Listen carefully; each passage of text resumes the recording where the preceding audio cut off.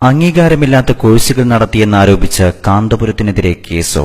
മജീദ് പുത്തൂർ എഴുതുന്നു. ചാലിയാർ പുഴ താഴോട്ടൊഴുകുന്നതിനെതിരെ stay, knowledge city പടുത്തുയർത്തുന്നതിനെതിരെ stay, കാന്തപുരത്തിന് സൗദിയിൽ വിലക്ക്, കുവൈറ്റിലും ബഹ്റൈനിലും വിലക്ക്, ചേകന്നൂർ കൊലക്കേസിൽ കാന്തപുരം പ്രതി, കണ്ണൂർ മെഡിക്കൽ കോളേജ് മർക്കസ് സ്ഥലം വിറ്റതിന് കാന്തപുരത്തിനെതിരെ പരാതി, മർക്കസ് ITC സർട്ടിഫിക്കറ്റ് കാന്തപുരത്തിനെതിരെ കേസ്. എത്ര കാലമായി സോദര ഇത് കേൾക്കാൻ തുടങ്ങിയിട്ട്? പത്രക്കാരന്റെ മഷി വറ്റി വരളുന്നു. സൈബർ പോരാളിയുടെ കൈവിരലിന് തേഴ്മാനം സംഭവിക്കുന്നു. എന്തേ ഇങ്ങനെ? 91 കാന്തപുരം റിയാദിലെ ജയിലറകൾക്കുള്ളിൽ കിടന്നത് അറിയാമല്ലോ. എന്തിന്? സ്വന്തം നെഞ്ചേറ്റിയ ആദർശം തുറന്നു പറഞ്ഞതിന്റെ പേരിൽ. ജയിലിനുള്ളിലും പുറത്തും അദ്ദേഹം തന്റെ ആദർശം തിരുത്തിയോ? ഇല്ല. അന്ന് ഗൂഢമായ തന്ത്രങ്ങളാലും കുടിലമായ പ്രവർത്തനങ്ങളാലും കാന്തപുരത്തെ അകത്താക്കാൻ പാടുപെട്ട കേരള സലഫികൾക്കെതിരെ കാന്തപുരം വല്ലതും ചെയ്തോ? അതുമില്ല. ജയിലിന് പുറത്തിറങ്ങി കൂടുതൽ കരുത്തോടെ അദ്ദേഹം മുന്നേറി.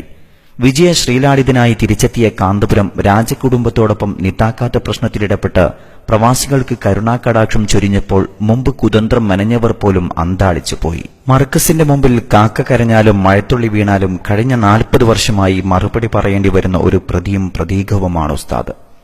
പലതിന്റെയും പേരിൽ നിരന്തരമായി മർക്കസിനെ ദ്രോഹിക്കുന്നവർക്ക് പോലും കുടിനീരൊരുക്കിയ മഹനീയ നേതൃത്വമാണത്.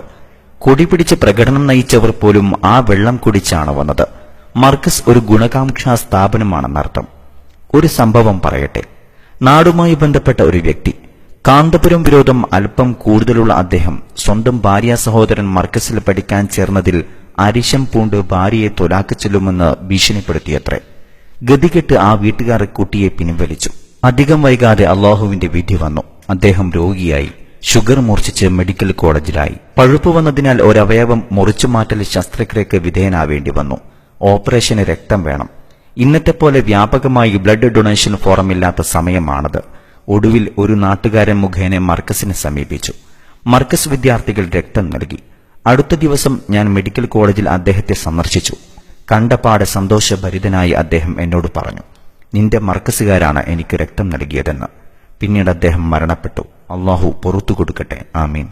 പടച്ചവനെ സാക്ഷിയാക്കിയാണ് ഞാൻ ഈ അനുഭവം പങ്കുവെക്കുന്നത്. ഈ വിഷയത്തിൽ എന്റെ അടുക്കൽ സാക്ഷികൾ തന്നെയുണ്ട്. മർക്കസിന്റെ സാരഥികളുമായി അഭിപ്രായ ഭിന്നതകളുണ്ടാവാം. നടത്തിപ്പിലെ നൂലിഴച്ചീകി അല്ലറച്ചില്ലറ പോരായ്മകളും കണ്ടെത്തിയേക്കാം. പക്ഷേ അനേകായിരങ്ങളുടെ അഭയകേന്ദ്രമായ ആ സ്ഥാപനത്തെ പിഴുതെറിയാൻ കച്ചക്കെട്ടിയിറങ്ങുന്നത് വലിയ പാപമാണ്. മർക്കസ് നിലനിൽക്കുന്ന സ്ഥലത്തിന് തന്നെ ചരിത്ര പാരമ്പര്യമുണ്ട്. CM വലുല്ലാഹി ചൂണ്ടിക്കാണിച്ച സ്ഥലമാണത്. അവിടുത്തെ നിർദ്ദേശാനുസരണം നട്ടുപിടിപ്പിച്ച വൃക്ഷങ്ങളാണ് അവിടെ. അത് തഴച്ചു വളരാനാണ് നിയോഗം. അതിൽ വിശ്വസിച്ചവരും അർപ്പിച്ചവരും ധാരാളമുണ്ട്. നിഷ്കളങ്കരായ ധാരാളം കുരുന്നുകൾ അവിടുന്ന് അറിവ് നുകരുന്നുണ്ട്.